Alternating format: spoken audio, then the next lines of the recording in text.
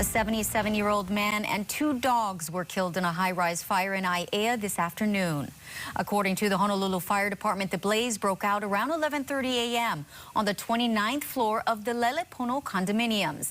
HFD says the fire was contained to the unit and was put out before 1 p.m. The building, which was built before 1975, did not have sprinklers installed.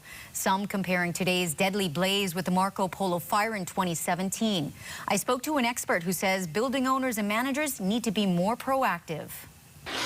The flames and thick black smoke wafting from the blaze at Lele Pono condominiums could be seen for miles. The fatal fire, in some ways similar to the devastating Marco Polo blaze 5 years prior, with both condos built before 1975.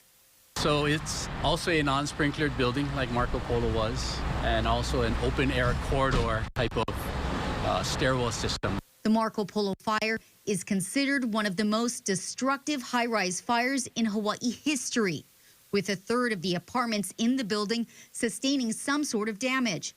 That spurred the Honolulu City Council to beef up fire safety requirements for older buildings 10 stories or higher. In a statement, City Council member Val Okimoto says the council made it mandatory that a sprinkler system be installed in these types of residential structures or pass a fire safety evaluation.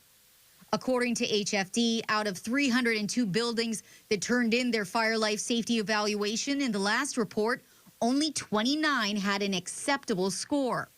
So how did Lele Pono condominiums score on their safety eval?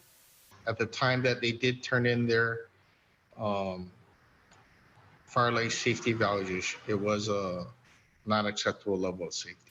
Ching says they have until May of 2030 to make the necessary fixes.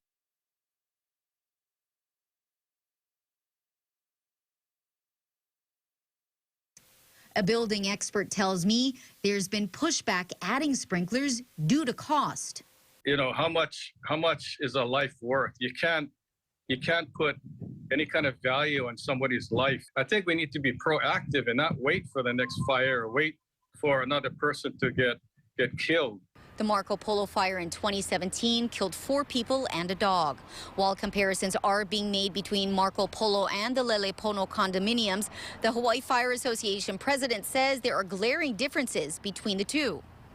Even though you're talking about buildings that don't have sprinklers, in this particular building, it looked like the building was set up where the fire code rules were followed, and the fire ended up being contained to 1 unit. According to Lee, residents in Marco Polo had louvered doors, which went against fire code and allowed the fire to spread quickly. That was really the big problem why Marco Polo caused so much damage. Lee says he is in favor of sprinklers. They can help save lives and put out fires. But when you're bypassing aspects of the building construction itself, you know, there are also limitations to where even possibly sprinklers may not be able to stop the fire. For additional fire safety tips and prevention tips, go to KH12.com.